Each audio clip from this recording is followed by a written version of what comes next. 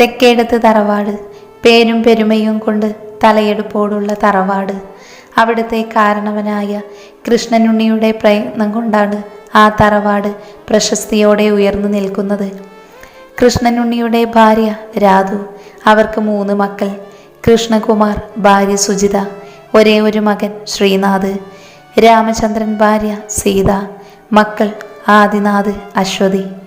സീതയുടെ മരണശേഷം രാധു അമ്മയുടെ നിർബന്ധപ്രകാരം അയാൾ 2ാമത് വിവാഹം കഴിച്ചു. വലിയ തറവാട്ട് വീട്ടിലെ കുട്ടിയാണ് ശ്രീലത. അവരുടെ ഭർത്താവ് കുട്ടികൾ ഉണ്ടാകാത്തതിൻ്റെ കാരണത്താൽ അവരെ ഉപേക്ഷിച്ചു. ശ്രീജ, ഭർത്താവ് ഹരിചന്ദ്രൻ, മക്കൾ ദേവദത്തൻ, ധനുശ്രീ. ആങ്ങളമാരുടെ ഒരേ ഒരു അനിയത്തി ആയതുകൊണ്ട് ചേട്ടന്മാരുടെ പൊന്നോമനയായിരുന്നു ശ്രീജ. അതുകൊണ്ട് തന്നെ അവളെ നല്ലൊരു കുടുംബ മഹിമ നോക്കി കെട്ടിച്ചയച്ചത്. അതിൻ്റെ ഒരഹങ്കാരവും ശ്രീജയ്ക്കുണ്ട്. വലിയ തറവാട്ടുകാരായതുകൊണ്ട് 3 മക്കളും പണത്തിനോടും പ്രശസ്തിയോടും അലങ്കരിച്ചു നടന്നിരുന്നു. ആദിനാഥ് മുത്തശ്ശി പറഞ്ഞതിനെ കുറിച്ച് ആലോചിച്ചു. അവളെ തറവാട്ടിലേക്ക് കൂട്ടിക്കൊണ്ടുവരാൻ തീരുമാനിച്ചു. നീ എന്താ മോനെ ആദി ഈ ആലോചിച്ചുകൊണ്ടിരിക്കുന്നേ? രാമചന്ദ്രൻ അവൻ്റെ അടുത്തേക്ക് ചെന്ന് ചോദിച്ചു. അത് അച്ഛാ, ഞാൻ അശ്വതിയെ ഇങ്ങോട്ട് കൂട്ടിക്കൊണ്ടുവരുന്നതിനെ കുറിച്ച് ചിന്തിച്ചതാണ്. ആ നശൂലത്തിന് എന്തിനാ ഇങ്ങോട്ട് കൊണ്ടുവരുന്നത്? ആദിയുടെ അച്ഛൻ ദേഷ്യത്തോടെ ചോദിച്ചു. എനിക്ക് താല്പര്യമൊന്നും ഇല്ല അച്ഛാ. അവളുടെ പേരിലല്ലേ ഈ തറവാട്, ഇതിനോട് ചേർന്ന സ്ഥലവും അതെനിക്ക് വേണം. അതിന് അവൾ എന്തിനാ ഇങ്ങോട്ട് കൊണ്ടുവരുന്നത്? അവളോട് കാര്യങ്ങൾ പറഞ്ഞ് വാങ്ങിക്കണം, അത്ര തന്നെ. അച്ഛനെന്ത് മണ്ടത്തരാണ് പറയുന്നത്? അവളോട് കാര്യങ്ങൾ പറഞ്ഞ അവൾ ഇതൊക്കെ തരുമെന്ന് തോന്നുന്നുണ്ടോ? കോടികൾ ആസ്തിയുള്ളതല്ലേ. അവൾക്കിതൊക്കെ വെറുതെ കിട്ടിയാൽ പുളിക്കോ? കൈവശപ്പെടുത്താനല്ലേ നോക്കൂ. ഓ, ഞാനത് മറന്നു, അത്രയും ശ്രദ്ധിച്ചില്ല. എൻ്റെ സീതയുടെ ജീവനും എടുത്ത് പിറന്നവളായതുകൊണ്ട് എനിക്ക് കണ്ടുകൂടാ അവളെ. എൻ്റെ അച്ഛൻ അവളുടെ ഒടുക്കത്തെ ജാതകദോഷം കൊണ്ട് മരണമടഞ്ഞില്ലേ? എനിക്കും അമ്മ പോയതിൽ വിഷമമില്ലേ? ആഗ്രഹം ഉണ്ടായിട്ടൊന്നുമല്ല കൊണ്ടുവരുന്നത്. ഇതൊക്കെ എനിക്ക് വേണം. എൻ്റെ അമ്മയെ കൊന്നു ജനിച്ചവൾ അനുഭവിക്കേണ്ടതല്ല ഈ കണ്ട സ്വത്തുകളൊന്നും. അതിന് നമ്മൾ വിളിച്ച അവൾ വരുമോ? അതിനൊരു വഴി മുത്തശ്ശി പറഞ്ഞു തന്നിട്ടുണ്ട്. അതിലൂടെ നടപ്പാക്കണം. ഒരു കളി കളിക്കാൻ പോകുവാൻ ഞാൻ. മുത്തശ്ശൻ പറഞ്ഞിട്ടുണ്ട് അവൾക്ക് മാത്രമല്ല അതിൽ അവകാശം. അവളെ കെട്ടുന്നവനും അവൾക്കുണ്ടാകുന്ന കുട്ടികൾക്കും ഇതിൽ അവകാശമുണ്ട്. എന്താന്ന് വെച്ചാൽ ചെയ്യുക. കൂടെ ഞങ്ങളെല്ലാവരും ഉണ്ടാകും. ഇപ്പം എല്ലാവരുടെയും ആവശ്യമല്ലേ അത്? അത്രയും പറഞ്ഞ് അച്ഛൻ പോയതും ആദ്യ അച്ഛനെ നോക്കി വക്രമായി ഒന്ന് ചിരിച്ചു. ഇല്ല അച്ഛാ, ഇതൊക്കെ എനിക്ക് മാത്രമുള്ളതാ. വേറെ ആർക്കും പങ്കുവെച്ച് കൊടുക്കില്ല ഞാൻ. രാത്രിയായതും കാശ് തിരിച്ചു വന്നു. ദേവി അമ്മയുടെ അടുത്ത് നിന്ന് ഫുഡൊക്കെ കഴിച്ച് അവളെയും കൂട്ടി വീട്ടിലേക്ക് പോയി. വീട്ടിലെത്തിയതും ഫ്രണ്ടിൽ പച്ചക്കറിയും പലചരക്ക് സാധനങ്ങളുടെയും കവർ കണ്ടു. ഇതാ, ഇനി ഇവിടെ ഒന്നുമില്ല എന്ന് പറഞ്ഞൊന്നും വെക്കാതിരിക്കരുത്. എന്നും ദേവിയമ്മയെ ബുദ്ധിമുട്ടിക്കാൻ പറ്റില്ല. ഞാൻ വാങ്ങിക്കാൻ പറയാനിരുന്നതാ, മറന്നുപോയി. ഇയാളൊന്ന് ചിരിക്കൂലേ? ഏതു നേരവും ബലൂൺ വീർപ്പിച്ചതുപോലെ മുഖം കയറ്റിപ്പിടിച്ച് നടപ്പ്. അവൾ പെറുപിറുത്തുകൊണ്ട് അടുക്കളയിലേക്ക് പോയി. നാളെ പുട്ടും കടലക്കറിയും ഉണ്ടാക്കാം. അതിനായി അവൾ കടല വെള്ളത്തിലിട്ടു. കൊണ്ടുവന്ന സാധനങ്ങളൊക്കെ അടുക്കി വെച്ചു. അടുക്കളയൊക്കെ ക്ലീൻ ചെയ്ത് മുറിയിലേക്ക് ചെന്നപ്പോൾ കണ്ടു ഒരാൾ ബെഡിൽ നീണ്ടു നിവർന്നു കിടക്കുന്നു. അതെ, താഴെ കിടക്കൂ, എനിക്ക് ബെഡിൽ കിടക്കണം. ഇന്നലെ ഞാനല്ലേ താഴെ കിടന്നത്, ഇനി മോള് കിടക്ക്. പറ്റില്ല, എനിക്ക് താഴെ കിടക്കാൻ പറ്റില്ല. പറ്റില്ലെങ്കിൽ കിടക്കണ്ട എന്ന് പറഞ്ഞവൻ കമിഴ്ന്നു കിടന്നു. നോക്കിക്കോ, ഇതിനുള്ള പണി ഞാൻ തന്നിരിക്കും. അവൾ മനസ്സിൽ പറഞ്ഞുകൊണ്ട് ഇന്നലെ അവൻ വിരിച്ച ഷീറ്റും വിരിച്ച് അവൾ താഴെ കിടന്നു. നേരം പാതിരയായതും അതിലിൻ്റെ പുറത്തൊരു രൂപം ചാടിക്കയറി. ഹൂഡിയാണ് വേഷം. മുഖം മാസ്ക് വെച്ച് മറച്ചിരിക്കുന്നു. അയാൾ കാശിയുടെ വീട് മൊത്തത്തിൽ നോക്കിക്കൊണ്ട് മതിലിൽ നിന്നും താഴേക്ക് ചാടിയിറങ്ങി. പെട്ടെന്നാണ് അയാളുടെ മുന്നിലേക്ക് തിളങ്ങുന്ന കണ്ണുകളോടെ ഒരുവൻ മുന്നിൽ നിൽക്കുന്നത് കാണുന്നത്. അതിൻ്റെ രൂപവും നോട്ടവും അയാളെ വല്ലാതെ ഭയപ്പെടുത്തി. അയാൾ തൻ്റെ ഉമിനീർ ഭയത്താൽ ഇറക്കി. അയാൾ തൻ്റെ ജീവനും കൊണ്ട് ഓടി പിറകെ അതും. എന്തോ ശബ്ദം കേട്ട് എഴുന്നേറ്റ് അച്ചു ചുറ്റും പേടിയോടെ നോക്കി. കാശിയേട്ടാ, അവൾ കാശിയെ വിളിച്ചുകൊണ്ടിരുന്നു. എന്താടി? അത് പുറത്തെന്തോ ശബ്ദം കേൾക്കുന്നു, ഒന്ന് നോക്കിക്കേ. അവൾ പേടിയോടെ അവൻ്റെ അരികിൽ നിന്ന് പറഞ്ഞു. അവൻ ഉറക്കച്ചടവോടെ എഴുന്നേറ്റ് ചുറ്റും നോക്കി. അത് ബ്രൂണോ ആണ്, നീ കിടന്നോ? ബ്രൂണോയോ? അതെന്തോന്നാ? അതെന്താണെന്നറിഞ്ഞാലേ മഹതി കിടക്കുള്ളൂ. പോയി കിടന്നുറങ്ങടി. അവൻ കലിയോടെ പറഞ്ഞതും അവൾ പേടിച്ചു വിറച്ച് ബെഡിൻ്റെ മറുവശത്ത് ഭിത്തിയോട് ചേർന്ന് കിടന്നു. അവളുടെ പേടി മനസ്സിലാക്കി അവനൊന്നും പറഞ്ഞില്ല. പക്ഷേ അവൻ ബാൽക്കണി വഴി പുറത്തേക്ക് നോക്കി. അവൻ്റെ മുഖം വന്യമായി തിളങ്ങി. അവൾ നല്ല ഉറക്കായെന്നറിഞ്ഞതും അവൻ തൻ്റെ വേഷമൊക്കെ മാറ്റി പുറത്തേക്കിറങ്ങി. ആളൊഴിഞ്ഞ പറമ്പിൽ അവശനായി കിടക്കുന്നവനും അതിൻ്റെ അരികിൽ തൻ്റെ ബ്രൂണോയും. ആരുടെയോ കാൽപെരുമാറ്റം കേട്ട് അയാൾ മുഖമുയർത്തി നോക്കിയതും കണ്ടു തന്നെ തന്നെ നോക്കി നിൽക്കുന്ന കാശിനാഥനെ. അവൻ്റെ ചുണ്ടുകൾ ആ പേരുമൊഴിഞ്ഞു. വല്ലാതെ ഭയം തോന്നി അവൻ ആ രൂപത്തെ കണ്ടതും. കാശി പഴന്തുണി പോലെ കിടക്കുന്ന അവനെ പിടിച്ചു വലിച്ച് തൻ്റെ താറിലേക്ക് കയറ്റിയിട്ടു. ബ്രൂണോയെ ആ വീടിനു കാവൽ നിർത്തി അവൻ അയാളെയും കൊണ്ടുപോയി. വണ്ടി ഓഫാകുന്നതും തന്നെ ആരോ എടുത്തോണ്ട് പോകുന്നത് പോലെ തോന്നി അയാൾ. കണ്ണു തുറന്ന് നോക്കിയതും കണ്ടു ചുറ്റും കൂരിരുട്ട്, ചീവീടുകളുടെ ശബ്ദം, മറ്റു മൃഗങ്ങളുടെ ഒച്ച. അയാൾക്ക് ഭയമേറി. തനിക്കിനി രക്ഷയില്ല എന്ന് അയാൾക്ക് മനസ്സിലായി. മുന്നും പിന്നും നോക്കാതെ ചാടി പുറപ്പെട്ടതിന് അയാളോട് തന്നെ ദേഷ്യം തോന്നി. അവനെ ഒരു വീടിൻ്റെ മൂലയിലേക്ക് എറിഞ്ഞ് അവിടെയുള്ള ചെയറിൽ കാലിന്മേൽ കാലും കയറ്റി അവനിരുന്നു. ഒരേ ഒരു ചോദ്യം, മറുപടി പെട്ടെന്ന് തന്ന. അധികം വേദനിക്കാതെ നിനക്ക് യമപുരിയിലേക്ക് പോകാം. ഇല്ലേ? ആരെ അന്വേഷിച്ചു വന്നു? ആർക്ക് വേണ്ടി? അശ്വതി, വരുൺ പറഞ്ഞിട്ട്. അവശതയിൽ അയാൾ പറഞ്ഞതും അവൻ അയാൾക്ക് ചുറ്റും ചൂളമടിച്ചു വട്ടമിട്ട് നടന്നു. നിനക്കൊരു കാര്യം അറിയോ? അവളെ കാശിനാഥനാണ് കെട്ടിയേക്കുന്നത്. നിന്റെ കയ്യിൽ നിന്നും അവളെ രക്ഷിച്ചെനിക്ക് കെട്ടാമെങ്കിൽ അവളെ സംരക്ഷിക്കാനും എനിക്കറിയാം. എന്താണെന്നറിയോ? അവൾ എൻ്റെ ഭാര്യയാണ്, ഈ കാശിനാഥൻ്റെ ഭാര്യ. ഇനി നീ അവളുടെ നിഴൽവട്ടം പോലും കാണില്ല.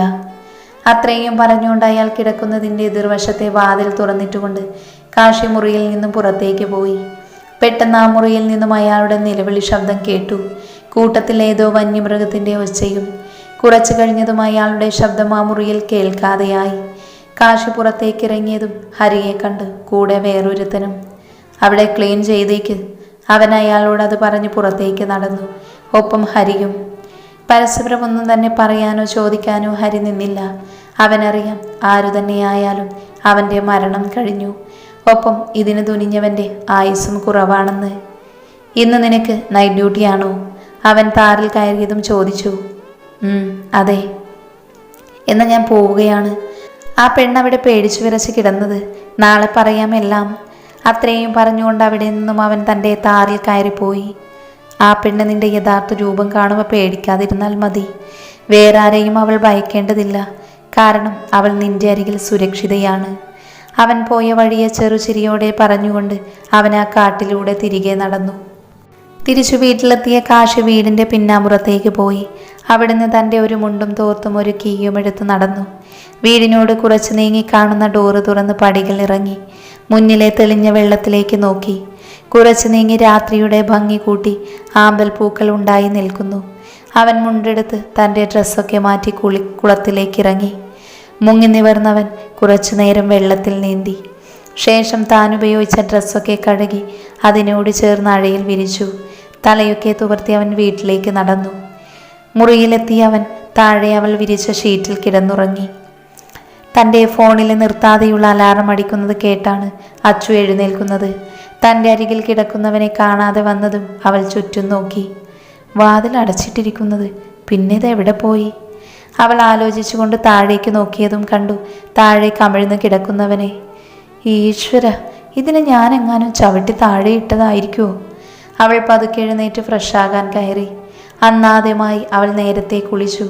പാവം അച്ചൂട്ടി. ഇന്നലെ ദേവിയമ്മയോട് കാശിയുടെ ഇഷ്ടങ്ങളൊക്കെ ചോദിച്ച് മനസ്സിലാക്കി.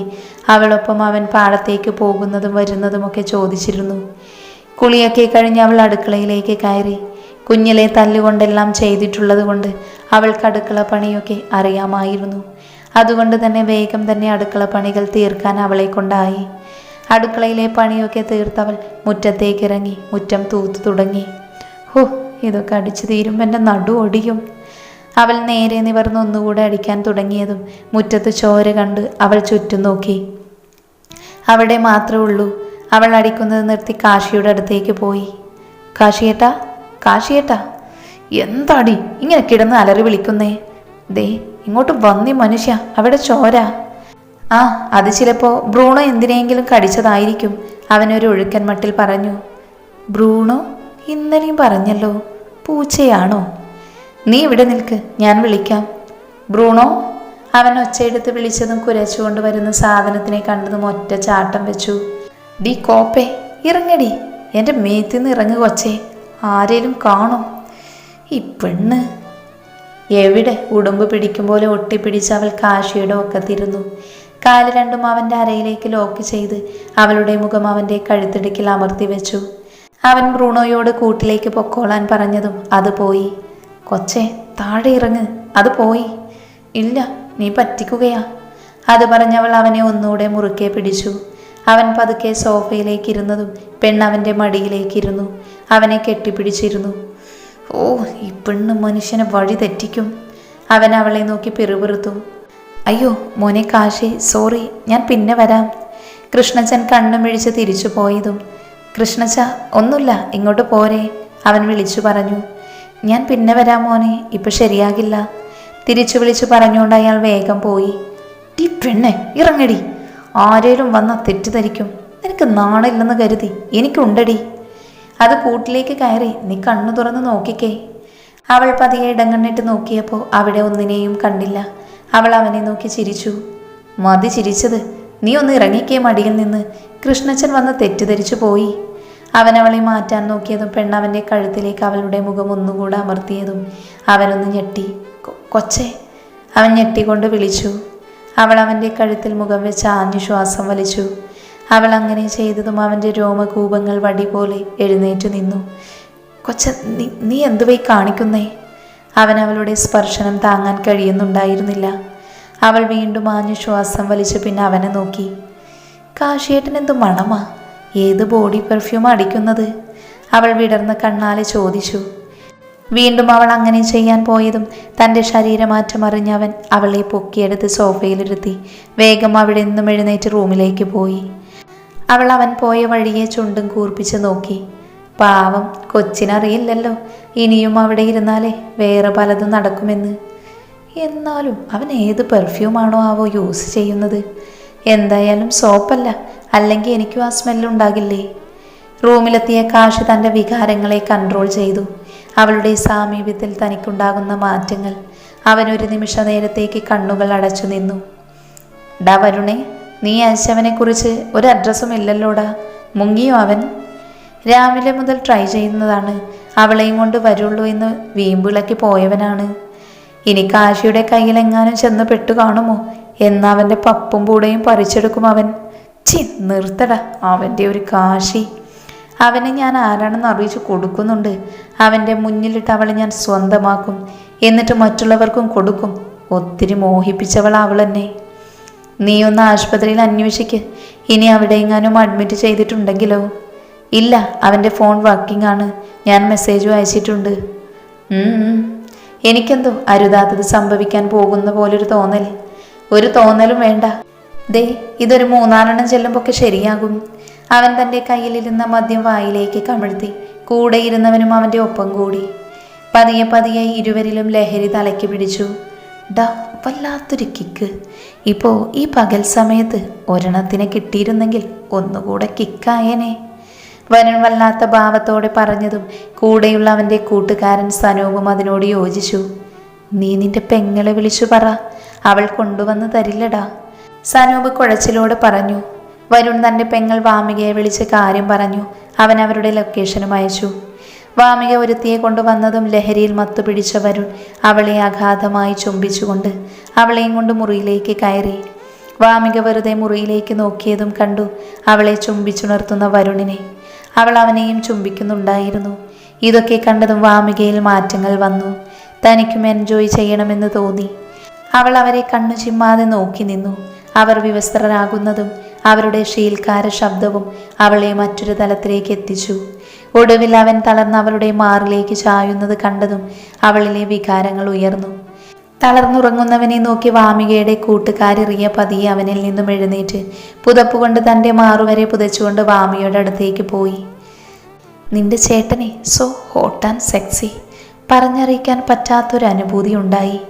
നിന്നിലെ മാറ്റം ഞാൻ അറിയുന്നുണ്ട്. എന്തായാലും നിന്റെ ചേട്ടനെ നല്ല ഉറക്കമാണ്, ഞാൻ ക്ഷീണിതയുമാണ്. കൂട്ടുകാരനുമില്ലേ, നീയുമൊന്ന് എൻജോയ് ചെയ്യ്. ബാക്കിറിയെ മുഴുമിപ്പിക്കുന്നതിന് മുന്നേ അവൾ സനൂപിൻ്റെ അടുത്തേക്ക് പോയിരുന്നു. എൻ്റെ ജീവിതം നീ ഇതുപോലെയാക്കി. ഡ്രങ്ക്സ് തന്ന് എന്നെ നീ നിൻ്റെ ഏട്ടന് കൊടുത്തു. നീയും അതുപോലെയാകണം. അതിനുവേണ്ടി തന്നെയാ ഞാൻ വാതിലടക്കാതിരുന്നത്. ബോധമില്ലാതെ എന്നെ കിടത്തി നിൻ്റെ ചേട്ടൻ തന്നെ. നീ അതൊക്കെ റൂമിൽ ഫോൺ വെച്ച് വീഡിയോ എടുത്തു. ഇന്ന് നിൻ്റെ വീഡിയോ എൻ്റെ കയ്യിൽ വേണം. അവസരം വരുമ്പോൾ നിനക്കെതിരെ പ്രയോഗിക്കാനുള്ള വജ്രായുധം. അതുപോലെ നിൻ്റെ ഏട്ടനെ കൊണ്ട് തന്നെ എൻ്റെ കഴുത്തിൽ മിന്നു ചാർത്തിക്കും ഞാൻ. വേറെ ആരുടെയും കൂടെ ഞാൻ കിടന്നിട്ടില്ല. നിൻ്റെ ഏട്ടൻ്റെ കൂടെ കിടന്നിട്ടുള്ളത് അയാൾ എന്നെ ആദ്യം അറിഞ്ഞതും ഞാൻ പോലും അറിയാതെ. അപ്പോൾ നിൻ്റെ ഏട്ടൻ തന്നെ എന്നെ കെട്ടണം. അതിനായി ഞാൻ എന്തും ചെയ്യും. ഇന്ന് വന്നതുപോലും അതുകൊണ്ടാണ്. തൻ്റെ മാലയിലേക്ക് നോക്കി വക്രമായി പുഞ്ചിരിച്ചു.